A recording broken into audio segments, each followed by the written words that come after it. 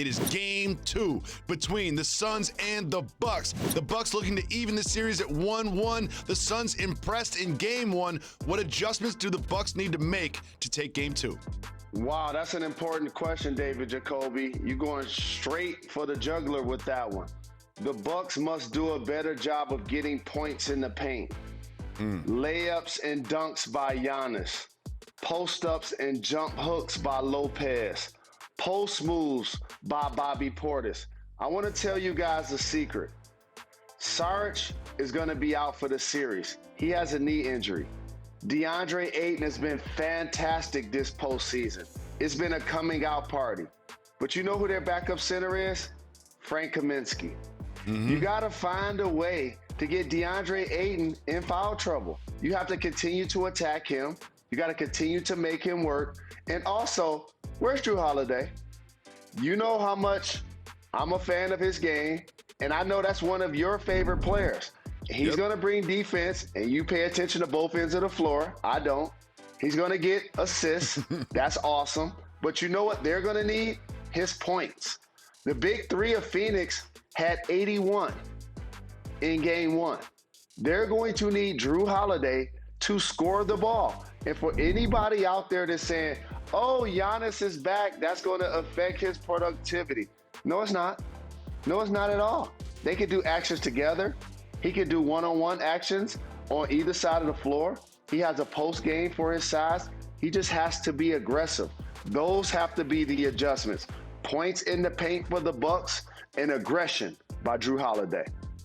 Jalen, you brought up a really good point that I think is going over a lot of people's heads. Dario Saric is no longer available. Now, Dario Saric is not a huge household name, but he is a contributor for this team, and he's not going to be available for the rest of the series, and that could impact them. And when you talk about getting Ayton in foul trouble, that's what I thought that Jokic would do. That's what I thought that Giannis and Lopez would do. He, for a young player, does a really good job of not getting in foul trouble. But again, if they can get him off the floor, you're going to see a lot of Frank Kaminsky. And if you get him off the floor, you don't have that roll man that he's really turned into in his professional career. And when we're talking about the pick and roll, that to me is one of the biggest adjustments. When you look at the numbers of how the Bucks have guarded the pick and roll, whether or not they have dropped or whether or not they have switched, it seems like the more they switch, the more they get cooked when you look at the numbers. And again, Chris Paul is playing with his food in this pick and roll. He kind of just gets whatever he wants to wherever he wants, specifically that elbow jump shot that he loved, his little pet shot. He's been hitting threes in game 1, but you made a good point yesterday. You know I don't like to compliment you. You got to turn him into somebody that finishes at the rim.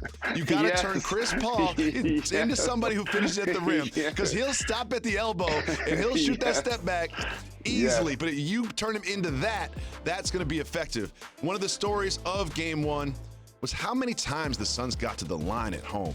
Coach Bud talks about that. Let's listen to the coach of the Milwaukee Bucks. I mean, it's a huge part of the game. You know, they have 25 points from the free throw line. You know, we're a team that prides ourselves in defending and being able to be good defensively without fouling. I can't remember the last time a team got 25 free throws in a game against the Bucks. It was actually 26. They hit 25 free throws, only missed one at the very end of the game. Jalen, what do you think about Coach Bud's words? I'm going to quote Uncle Chuck D. And by the way, Ice Cube is joining us. And do you realize the Bomb Squad and he produced Ice Cube's first album, America's Most Wanted? So what Coach Bud is describing, you see so many analysts like yourself, Jacoby, that are talking about how pick and roll coverage is being instituted, whether they're switching or whether they're dropping. Let me give you the B side of that. The B side of that is they do that to not send the team to the free throw line. That's the whole goal. See, most people are only paying attention to the ball handlers, either points from 3 or from mid-range. But you're underestimating the reason why they're playing that coverage is to save the big from being out on the floor and getting taken advantage of so he can do what I said. Do damage in the paint offensively, number 1. Number 2, not send them to the free throw line. That's why he's speaking out about it. And you alluded to something that's really important. You told me that Chris Paul was 36, right? Yep. Let me tell you what happens when you get old and you're playing basketball. Two things you don't want to do: drive and be athletic and finish at the hoop in traffic. And the other thing is fall on the floor. Those are two things you don't want to do. Trust me. And in all of these highlights, you're not seeing Chris Paul either have to drive to the hoop or fall on the floor. And Bobby Portis, let me teach you something. There's a term at the park, Jacoby, you're going to love this. It's called you reach, I teach.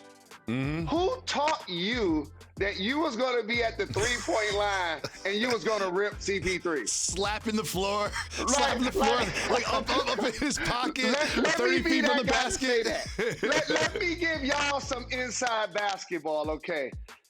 Bobby Portis will never rip Chris Paul. Don't be out there reaching, dog. He reached like 3 or 4 times. Play solid, get in his hip pocket, and usher him to the basket and make him a passer. If you haven't noticed, Chris Paul has scored the most points in back-to-back games in the history of his career. He smells it right now. He's like, wait a minute, I'm in the finals? Like, I'm in the finals? I'm shooting this thing. So if you're the Phoenix Suns, that's exactly what you have to do. Keep Chris Paul aggressive, but if you're the Bucks, you gotta make him do something different in game 2. Mm-hmm.